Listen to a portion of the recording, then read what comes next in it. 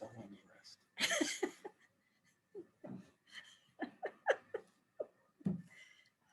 It is there sometimes, actually, in Zoom meetings, I tell you. Oh, I've seen it. I know what you're talking about. Yeah. Sometimes it looks dubious. People have commented on it like at a Senate meeting. Sometimes it looks dubious, skeptical. Hmm? Sometimes it looks dubious or skeptical. Frequently. Like all those puffed up does. This is probably going to be put on YouTube. This is probably going to be put on YouTube. Even this stuff.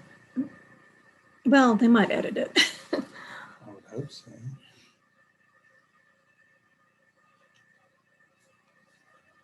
Although I've never edited a Zoom.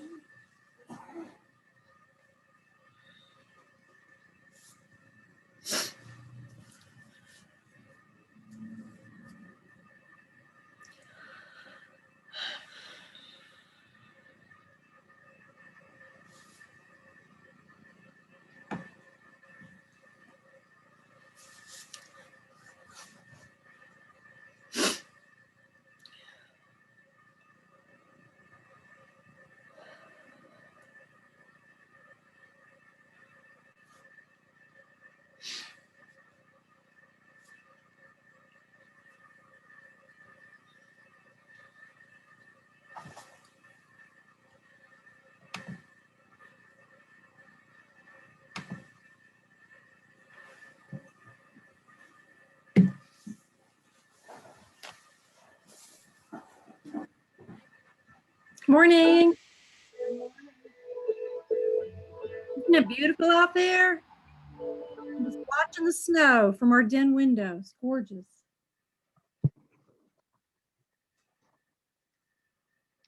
And the little birds at the bird feeder, huh? Yeah. Can you hear me all right? Huh? Okay.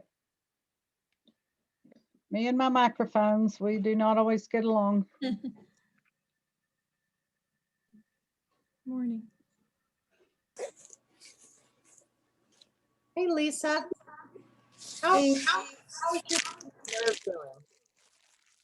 is your pinched nerve doing? Right at the moment, a little bit better, but it has just hurt a lot. Hey, Jim. Hey there. Hey, Chuck Rimmer. Good to see you. To turn my laptop toward the snow so we can record this beautiful snow. By the way, we are being recorded, just so y'all know. This might end up on our YouTube channel, so keep that in mind. I think what's so unusual is the snow is coming straight down. It was so exciting to see it straight down. It is still horizontal as usual. Yeah, that's right.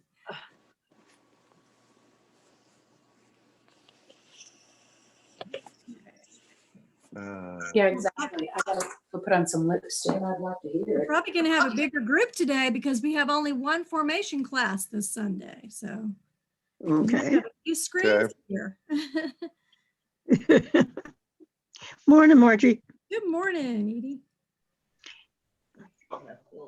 Edie, I still have your book on Celtic spirituality. I haven't forgotten you. I need to get it back to you. Thank you. I think I still have a book of yours. It's called Dog Songs. Oh, that from Mary Oliver. Yeah. Yeah. Oh, We got a pair of Pattersons this morning. What a deal. Is that what you call a group of Pattersons? A pair of Pattersons. A pair of Pattersons. That's right. oh. Morning, Jim. Good morning. Excuse me. Oh. It's still snowing. Oh, it's just so pretty. I'm watching it. And it's bigger flakes now, I guess, because it's getting warmer. Mhm. That's right. I'm trying to figure out how to make my, oh, I think I see how to make my screen full. Oh, good. I can see better now. Good. see a bunch of Whitens. We have 27 people. That's wonderful. Wow. 8. Sue's here. Hi, Sue. That's right. We have pairs, so we have more than Christine is showing. That's right. That's right. I see 25 right now, 25 boxes. Yeah. One more. How great. Mm-hmm. It's wonderful. We're all together in one class this Sunday. It's great.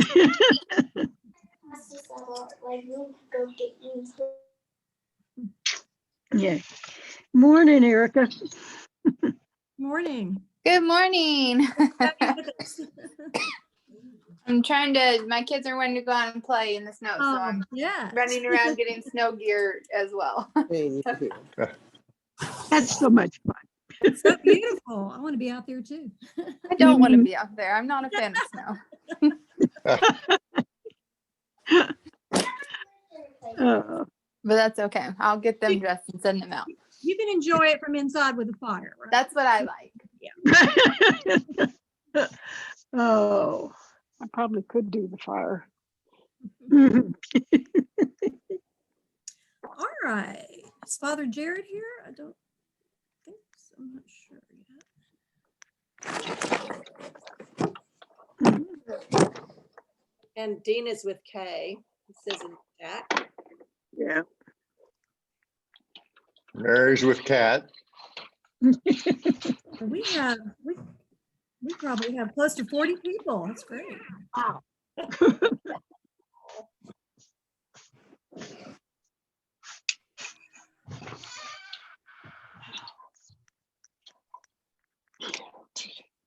Forgotten which. See, you are down. Okay. Still letting people in. Does anybody see Father Jared? I don't think he's here yet. Let's see. Real quick, I'd like to say thank you to Susan and Marietta and Chancellor and Jonathan and all those in the choir that you come and you do that and bless us with your music, and just makes my day. Oh, you're so welcome. You know, it's a blessing. It's a blessing to be. It's a blessing to be in that nave and sing. Oh. That was great for the new angle, looking back at the back of the church. Yeah, it was good for us. We could see Michael better. Go get him Facing the organ. But I wasn't sure it would look good, and then I just saw it today, and it looks gorgeous. Look perfect. Okay. 39 participants. You're gonna come sit, Mom?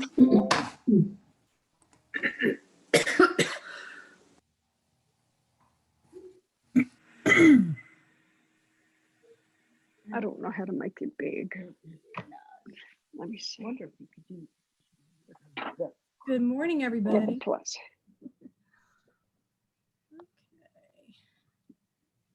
Nope. Nope. Okay. All right. We have, wow, we're getting close to 50 now. I think 50 people. Sure they can't see you.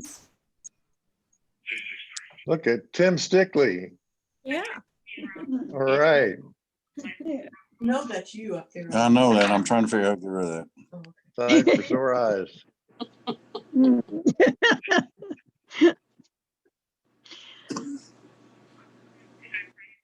Tim, is Lois there too? This is Jackie Fickle. Hi, No, but Jackie. Hey, Jackie. no, but Hi, since y'all.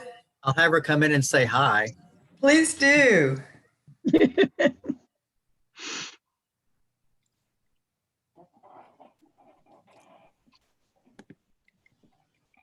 Becky Fickle and others. Yep. Hello, everybody. Hey, Lois. Hi. How are you guys? Glad to see you. Great. Great to see you. 40. Becky Fickle. Yes, you look great. So good to see you. So you and Tim are distance Christian education buddies. Yeah. Yeah. Yeah. Well, good. It's so good to see everybody. Mhm. Forgot to open We'll them. let you get on with it. Morning, Marcy. Good morning. Morning. Did you get Luke off this morning? Yes, Luke hit the road to drive back to Tuscaloosa, Alabama about 7:30 this morning. So he has, How long a drive is that, and how is the how are the roads? you know, he said once he hit Shamrock, the snow went away. So he just drove very slowly, and I think he's fine now. But it's like 15 hours. It's a long drive. But he's just learned he'd rather just power through it rather than, you know, spend the night or something. But he knows if he gets tired or anything, just to find a place, and, you know, we'll get him a hotel room. Yeah. Tuscaloosa, that's the University of Alabama. Yeah, that's where Luke goes. I grew up in Mobile. I looked at it. I remember visiting. Oh, okay. Yeah. Yeah. You know, I'm not even going to try and be humble about this. Luke McKay is there on a full academic scholarship. So roll Tide. And it's got 99 and 100 on practice on practice MCATs without having even taken biochem. Yeah. Oh, wow. Wow. Yeah. In fact, Luke's going to take the MCAT in Birmingham next Saturday. Wow. So is he a junior? Is he a junior or junior senior? What's his rank at this point? You know, he has 150 hours. He could have graduated 2 years ago, but he's a junior. Yeah, we don't know where Luke came from because Mark and I aren't. Someone plucked him from the pumpkin patch and put him in our incubator, but. I love his mustache. Oh yeah, yeah. We can't That is decide great. if he looks like one of the Doobie Brothers or Snidely Whiplash or whoever Val Kilmer was in what was that movie? Tombstone? That old. Yes. Was he Or Don Holiday? Kenny G. Yeah. Yeah. Yeah. He does look like Kenny G. So yeah. He's a really good sport about it because we tease him a lot, but Mark and I are kind of turning into hippies too. So welcome. Jared, you look good. Hey, thanks. I'm feeling a lot better. Good. And we're trucking along. Erica's back at school teaching too, and so we all thankfully made it on the other side with minimal symptoms. So appreciate everybody's prayers and thoughts, and it feels good. Feels good to kind of get back in a routine. You spend 10 days in your pajamas in your house, you start to feel, I was telling Barbara Whitten, like that lady from Sunset Boulevard, you know, it's like, Gloria Swanson, yeah. there you Some of go. us do that without being sick, Jared. Yeah. Oh man. You get to play bridge with Buster Keaton now. Oh, okay. Oh man. I love me some Buster Keaton. So does Bill. He started yeah. a Buster Keaton club at AC. Did you really? I did, yes. Yeah. My dad introduced me to Buster Keaton a long time ago and said this guy trumps Charlie Chaplin. I'm not gonna start that argument, but I Well, all right. Well, Margie and Susan, are we good to jump in? Yes. Okay. Let's Well- mute. Everybody mute except for Jared. Yeah, y'all mute yourselves for a little while. Yeah. Okay. Okay. Well, let's open with a prayer. The Lord be with you. And also with you.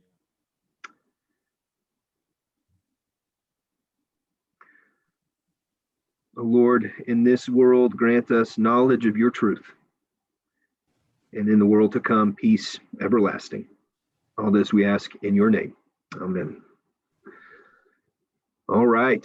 Everybody can hear me okay then? Okay. Thanks for joining in and being a part of this. This is fun, and I hope it's fun for y'all too. talking about gratitude. Before I get into today's lesson, today's going to be a little bit more teachy, for lack of a better word. I just wanted to kind of give a foundation for why gratitude, where this came from for me, and just kind of a foundation for that. Of course, we'll stop at the end and people can ask questions or share thoughts. But then the others, there's 4 sections, and then the other 3 we'll do next Sunday and the Sundays following. There'll be more meandering.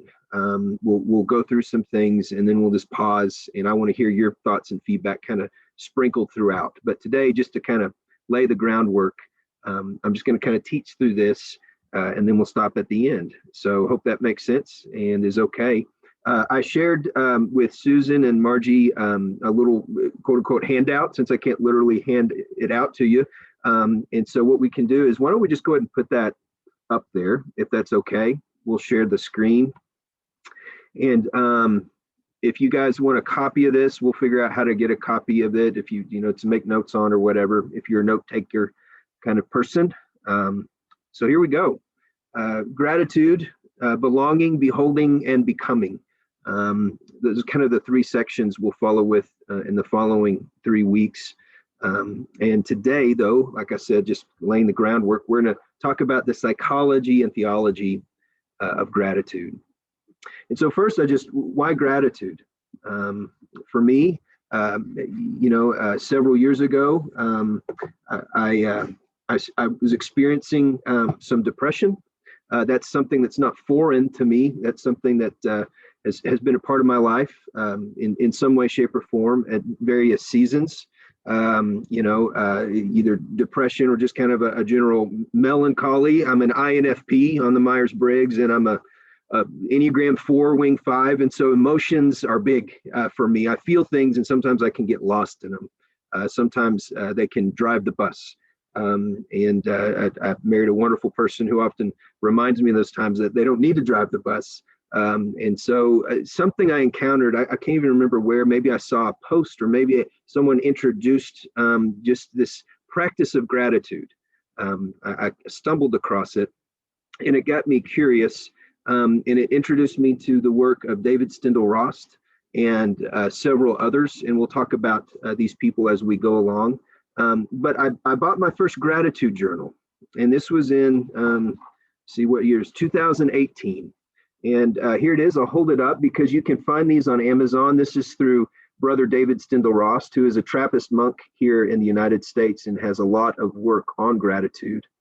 But this is what it looks like. And it says, "May Cause Happiness, a Gratitude Journal from the Teachings of Brother David Steindl-Rast."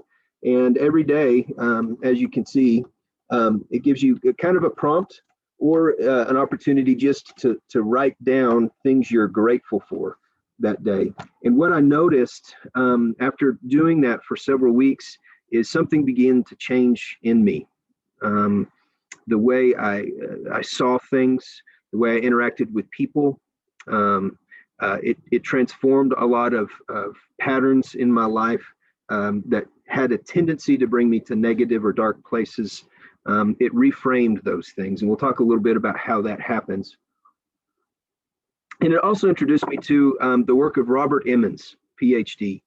Robert Emmons teaches in California. He's in the world of positive psychology. And there's a science behind gratitude. It does something organically to our neurotransmitters and our oxygen level and our heart rates. And Robert Emmons, as a psychologist, a clinical psychologist and researcher, goes into a lot of this. He has a handful of different books, some of them more academic and scholarly, and others are more accessible to a general audience. But you can look him up. And if you're interested, dive into some of his stuff. And like I said, he's in the world of positive psychology.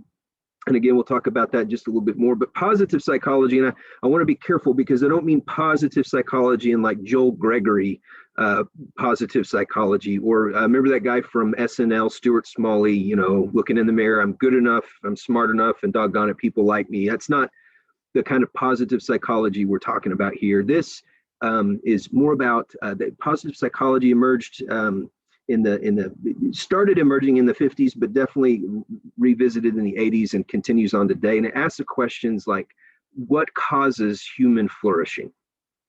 What aspects an environment generate creativity, or what generates generosity and goodwill? What points people in the direction of their strengths?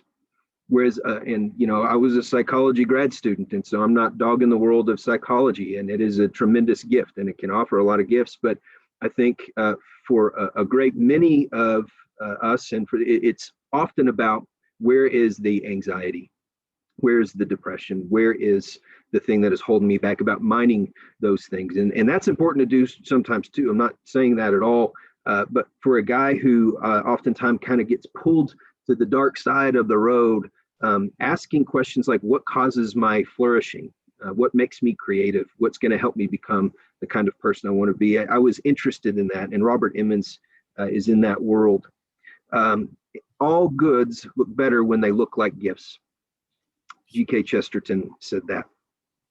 And this is a really important thing right from the get-go when we're talking about gratitude and developing patterns of gratitude and gratefulness in our life. And the discipline of that is from the very beginning, this recognition that this is all gift. It's all a gift. And I mean all. I don't mean just the happy things and the things that make us feel warm and fuzzy inside. And especially reading the words of David Stendhal-Rost, who is close to 100 years old now and still doing things, a man who's endured a lot of pain. For him to say it's all gift, I have to pay attention to that. There's some kind of wisdom there that I haven't been able to tap into yet, and might never, but it's worthy of our attention. So what is this gratitude? Well, according to Emmons, gratitude has three key components.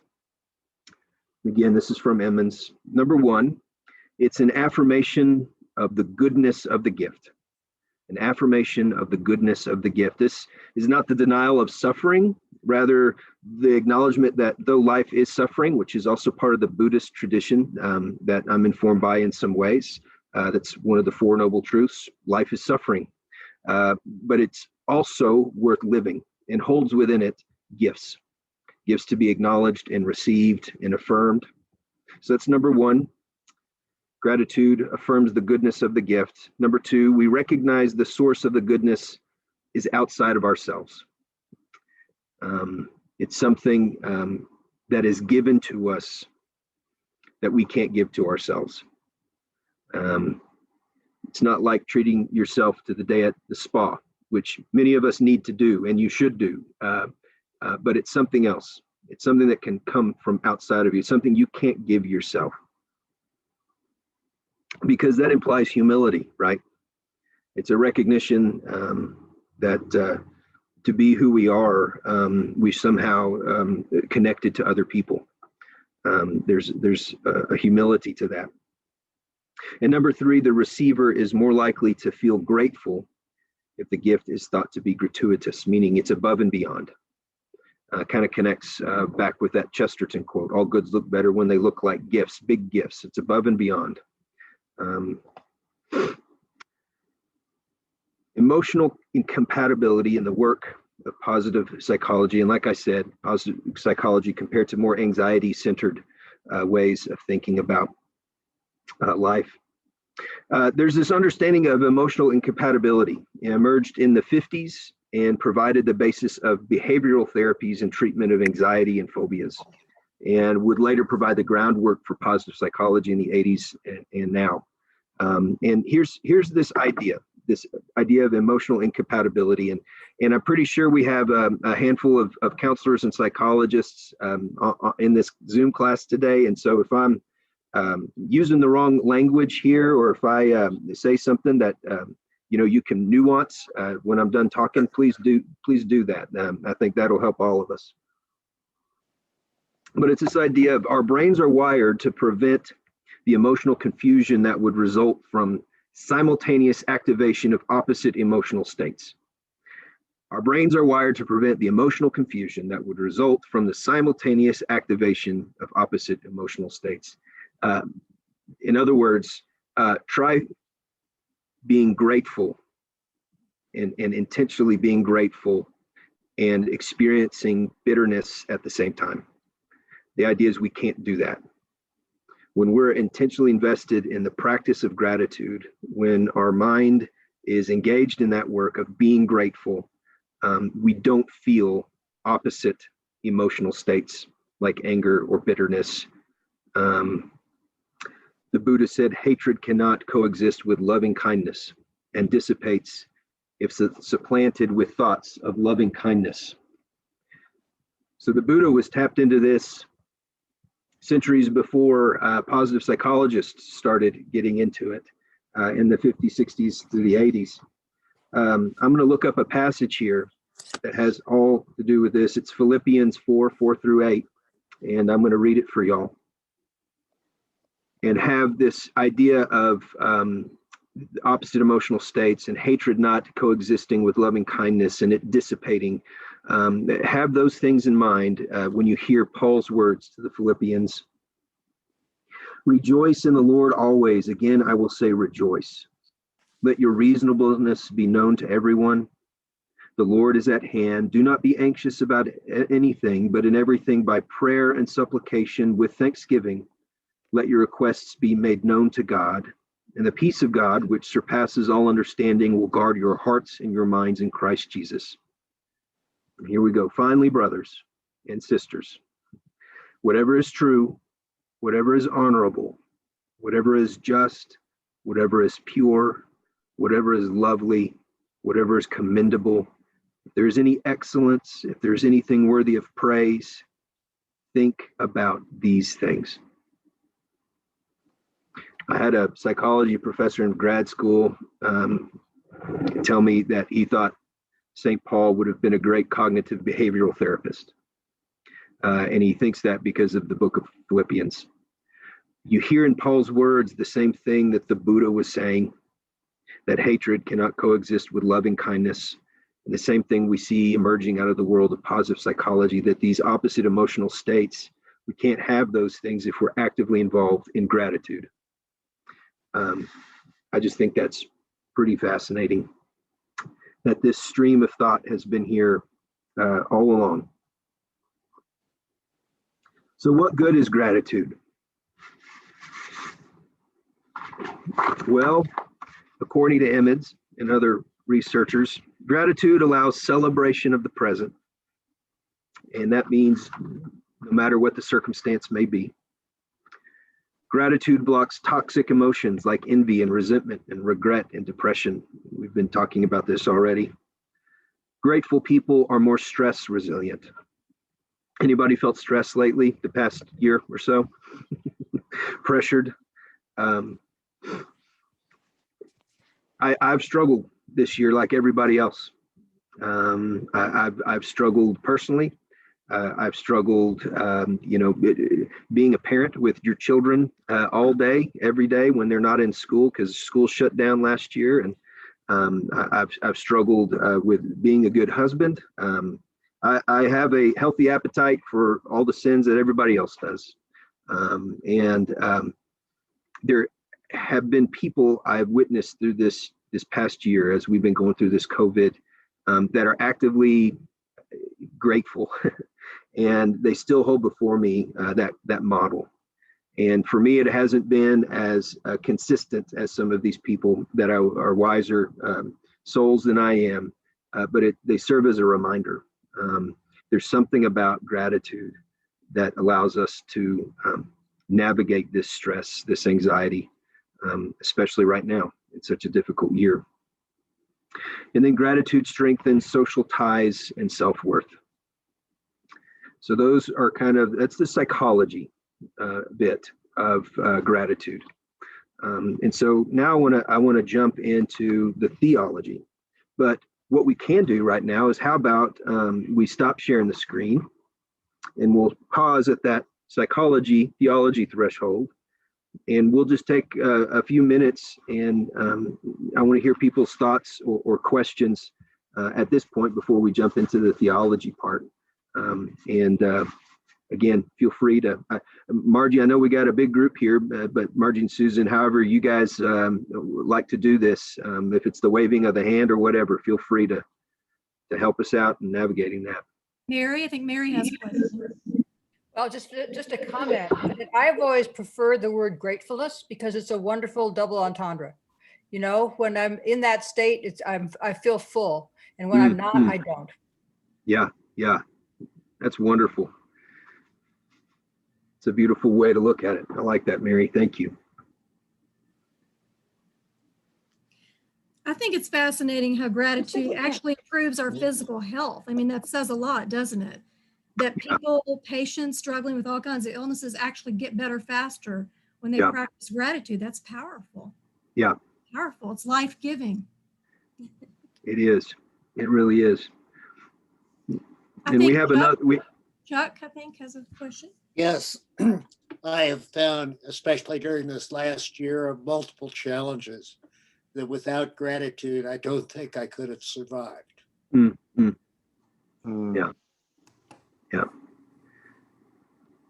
And any time I feel down, I start to think of the things for which I'm grateful. It just sort of blocks it. And Dr. Rimmer, that it's been a tough year for you, especially, I know. And so those words coming from you resonate strongly with me. So thank you for saying that. Thank you. Edie? We have, I find that when I'm eating, if I say, thank you, Lord, for the life of the pig or the life of the cow or whatever, and kind of go through all that, and for the sun and the moon and the stars, and thank him for the farmer and the immigrants and everything else, that really helps lift me up a lot. Yeah.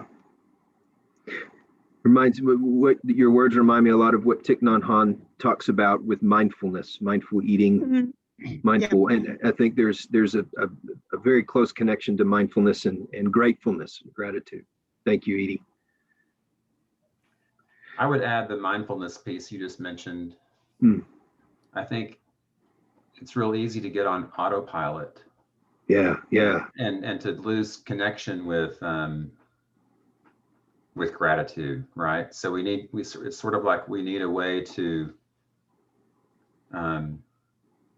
remember to practice gratitude. It's a practice, just like prayer or meditation is a practice. I think it does require conscious effort.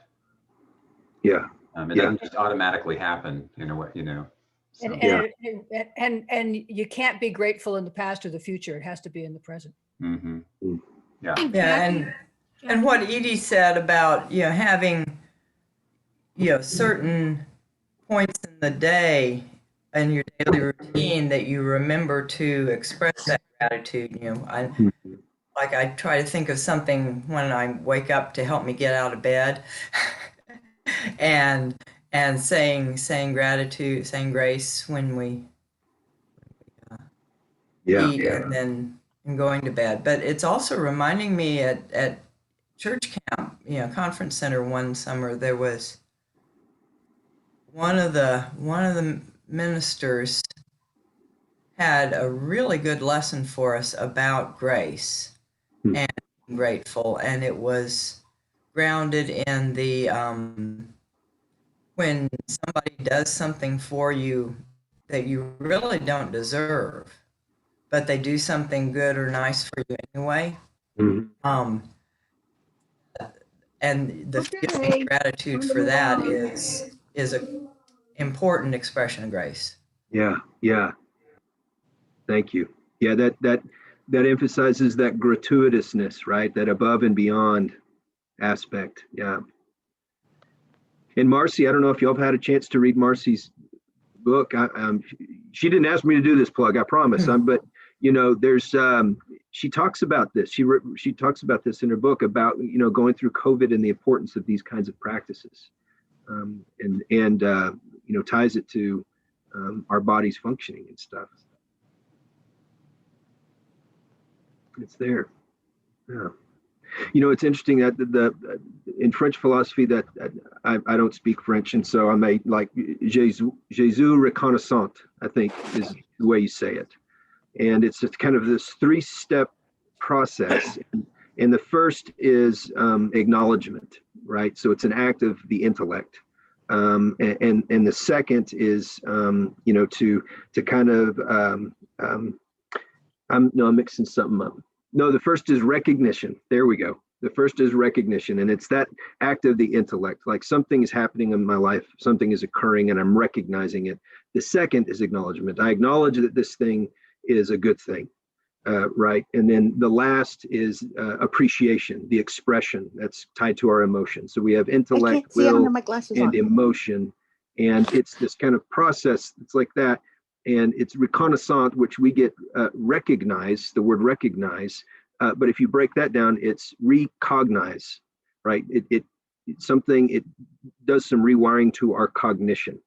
And that's this practice of gratitude, you know, just to kind of talk about another kind of organic brain thing that happens that can fundamentally kind of change the way we, you know, our processes of cognition, you know, which I think is pretty fascinating. Anything else before we go into the theology part?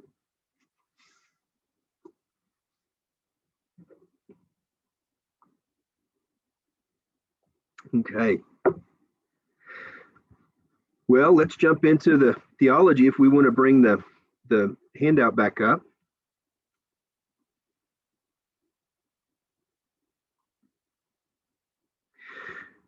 So one way I thought it'd be neat to look at gratitude, the theology of gratitude is looking at the Trinitarian life, Father, Son, and Holy Spirit, which is indeed a mystery.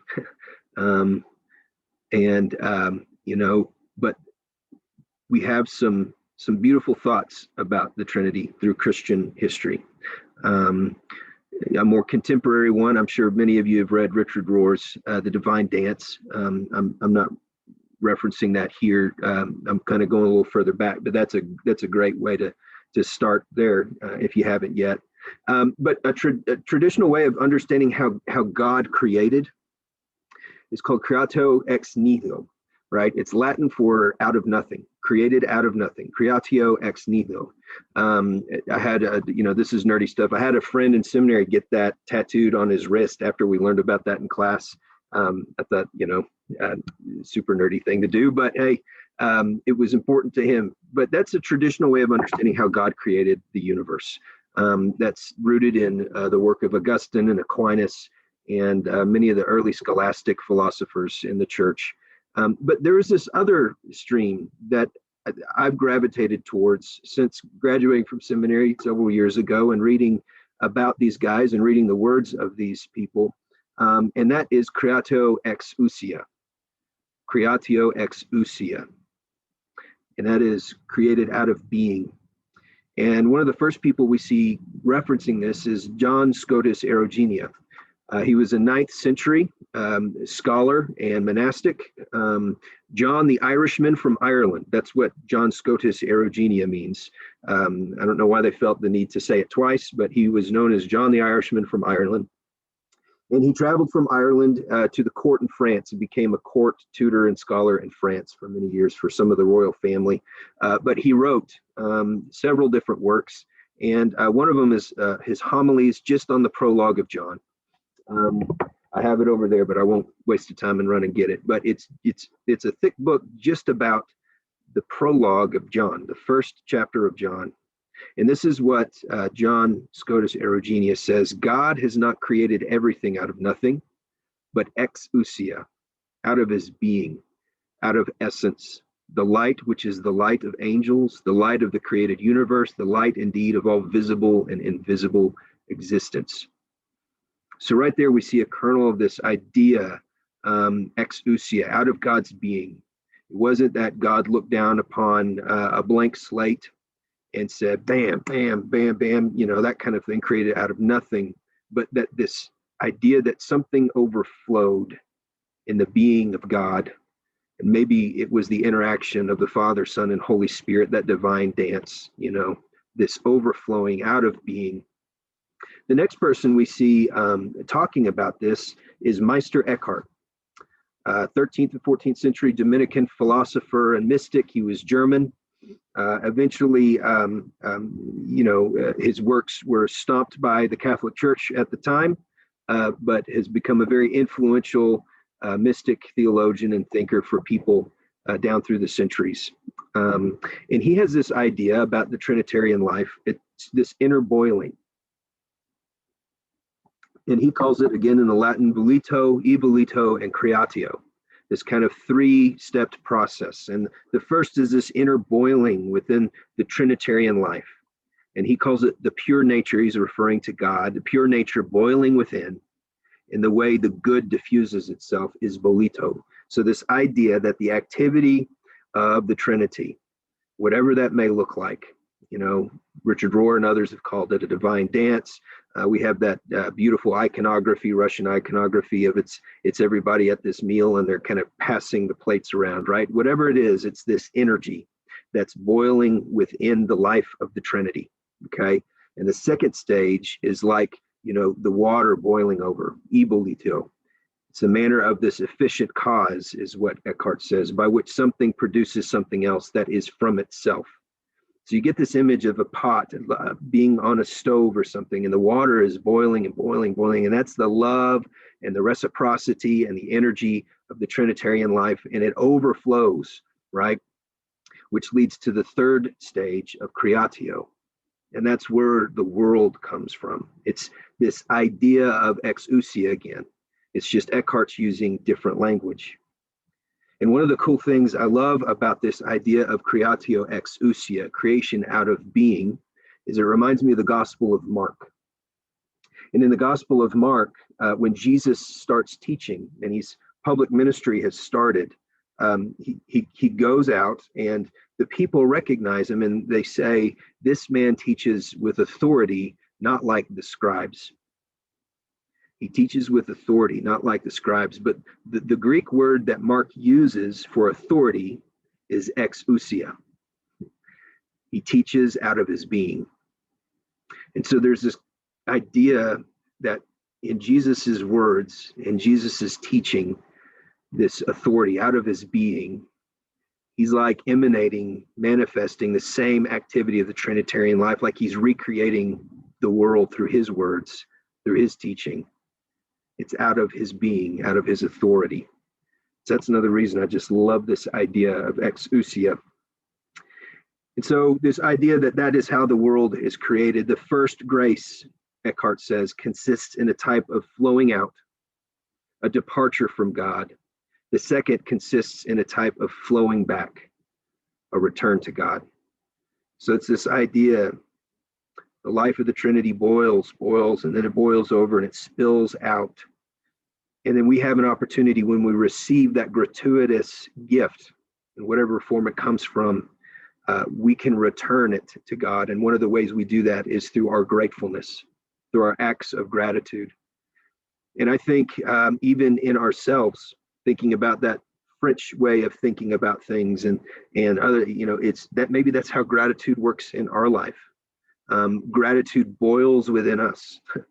We start looking at our life, no matter what's going on, and we recognize that there are gifts around us, even through difficult and dark seasons. They might be little and small and subtle, but they're there, and we can be surprised by them. And we start to be thankful for them and practice gratefulness and gratitude, and that boils up. And then that stuff, that gratitude, that gratefulness spills over in our lives. I mean, have you ever been around just thankful, grateful people? They're just a joy to be around. And some of those people in my life have been people who are enduring very difficult circumstances, but there's something going on where they're able to be grateful. And it just spills over. And somehow it spills over and spills onto you. And then you get to be grateful for that and give it back to them. So you see, it's this constant cycle. And I think, to me, that cycle of gratitude working in our life is a way we image the Trinitarian life. And that's all I wanted to talk about today to kind of set the groundwork for what gratitude is and why we're talking about it. So I'll go ahead and we can stop now and let's open it up for comment or discussion or critique. I'm not scared of critique. Oh, I see Marcy's hand up. You know, Jared, this is great. Thank you so much. What you said at the very end about, you know, how you're around grateful people, who immediately came to mind for me was Mother Joe. And I actually worked for the church when Father Mann, her husband, died, and watching Mother Joe so authentically and vulnerably walk through her grief as she was rector of St. Andrews, and the way, I'm sorry, I'm gonna get emotional, the way she was just, it was just a very, very powerful time in my life, because whatever she was feeling in that millisecond, whenever someone would ask her, she would tell them, you know, she was having a good moment, she was having a bad moment, she was crushed, she was grateful. And but she was always able, despite her grief and her heartbreak, she was always able to go back to gratitude. And that was just really transformative for me to walk that season in her life, and I've never forgotten it. And Mother Joe's one of those people, she walks in a room and she literally lights it up. And so anyway, when you shared that about gratitude, it made me think about Mother Joe. And I can say that because she's not here. Well, I'm so glad you said that. And as someone who has the pleasure of getting to work with her, and I agree 100%. That she is that person. The color of her lipstick is a manifestation of her inner life. That's she so is good. Vibrant, joyful. That's really good. She's a gift. Okay. Thank you. Thank you, Marcy. So I think about this stuff a lot, and I look at things in terms of natural systems. And actually, we all create ourselves. We all are being created from within ourselves. It's the way natural systems work. Look at a seed, look at an embryo, look at our own manifestation. It takes two and three to come together, two to come together to make the third. But once that zygote happens, it's all being created from the inside out. And that's the way manifestation works. Yeah. Thank you, Mary. The other thing that I've been thinking about is this wonderful Rumi quote, or one that I just love. I was a hidden treasure and I loved to be known, so I created the world that I might be known. That's a cool thing to think about. And how we all do that at some level. Thanks, Mary.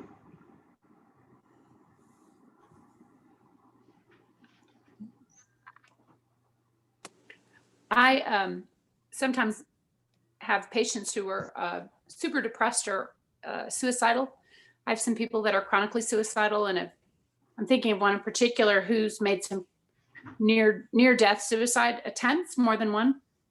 And one thing she and I started practicing doing about maybe a year and a half ago, is every evening, maybe around 8:39, she sends me 5 things she's grateful for this day, and I send her 5 things I'm grateful for. And there have been a couple times this year where I'm so overwhelmed, I'm watching the politics on the news, or I'm upset about something, and I forget to send it to her, and she will be the one that initiates. She'll send it to me, and then that reminds me to be grateful. And so that just makes me think of the back and forthness. It's like the people that it sounds corny, but the people that I'm trying to save, or the people that I'm trying to take care of, end up taking care of me. And that captures some of the spiritual nature of what I feel like I'm doing sometimes. It's very moving to me. And And I feel close. I did that with an anorexic patient that I thought was going to die a few years ago.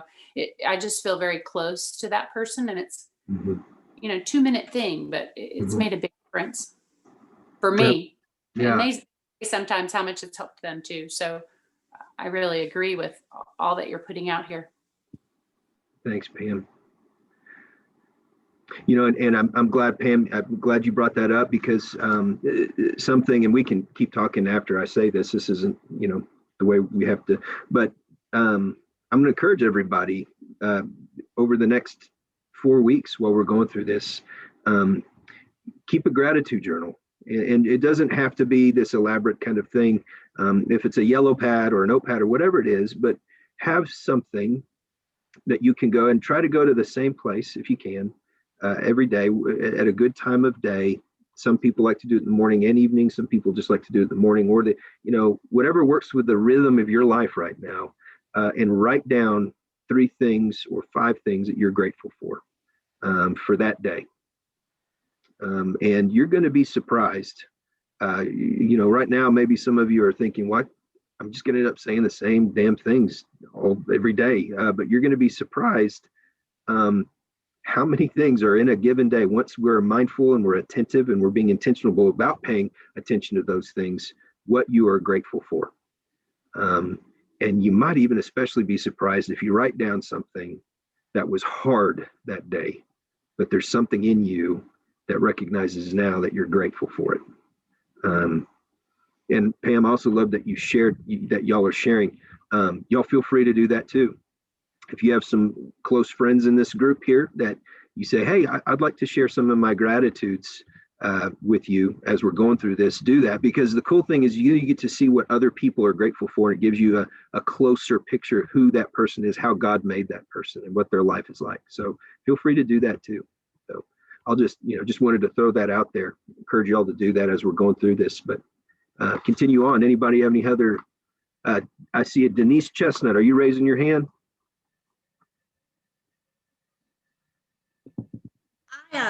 I have just found during this last couple of years in my season, the only way to lift myself out of the depths of despair is by looking at the gratitude that I have in my life. And I think over these last 2 years, the smallest things have been the biggest things I've been so grateful for. Gratitude journal too is I just firmly believe in it. Thank you, Denise.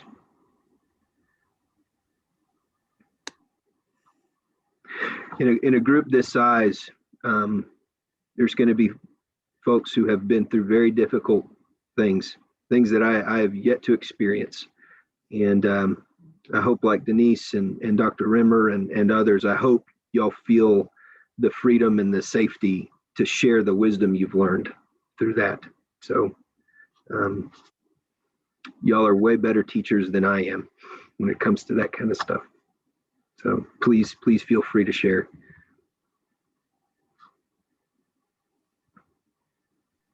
Okay, looks like we're coming up on about 45 minutes, and I want to be mindful of people's time and Zoom time as well. We can get Zoom fatigue, especially after you've watched an entire service online too. So, but are there any other thoughts? Martha had a thought, I think. Okay. It was just that I've recently, through the Insight Guided Meditations app, there's an Ignatian Examen, and oh, cool, that I have just found and have been using and enjoying. And one of the phrases is a gratefulness. Thank you for my beating heart and my breathing lungs. And if nothing else in the world, I can be thankful for that. And that if I'm having trouble getting into being thankful, that helps me. Yeah. Yeah. That's beautiful, Martha. Thank you. Thanks for sharing that.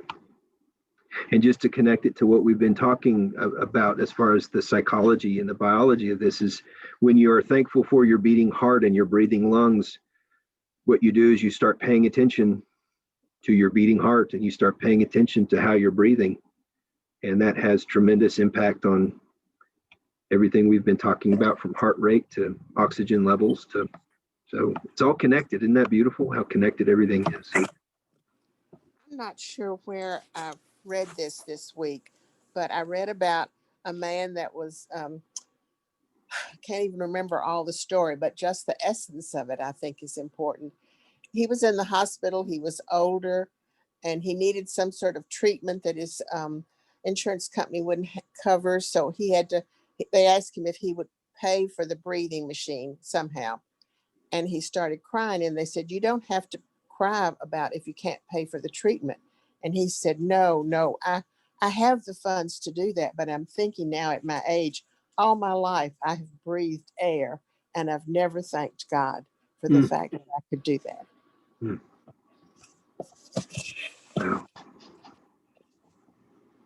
Wow, that's powerful. Thank you for sharing that, Kay.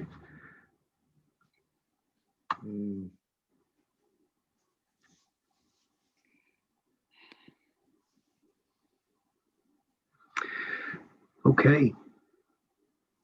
Well, how about I offer us a blessing? Is that all right? Okay. This is a blessing. I don't know if y'all know Father Bill Wright, but he's a priest in our diocese. Right now he's in San Angelo. He's a retired clergy, but he's several points in my life, he's been a mentor. And he gave me his prayer book when I was ordained to the priesthood. And it's fun because like the baptism section has a bunch of water stains on it from all the years he was doing baptisms for the babies. And he's got all these things taped in. And at the back, he had this blessing taped in. And it's become one of my favorites to share. Do not fear the changes of life. God, whose very own you are, will deliver you out of them. He has kept you hitherto, and he will lead you safely through all things. And when you cannot stand it, God will bear you in his arms. Do not be afraid of what may happen tomorrow. The same everlasting Father who cares for you today will care for you then and every day. He will either shield you from suffering or give you unfailing strength to bear it.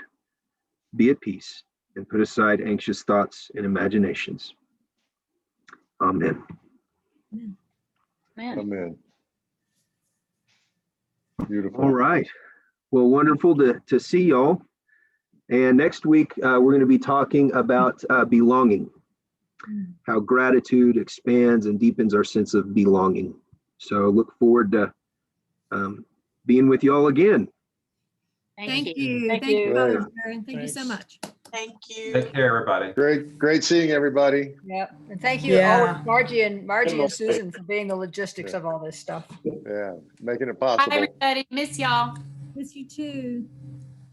Bye, everybody. Take care. Have a good week. Thanks, Jared. You bet. Good to see y'all. Too.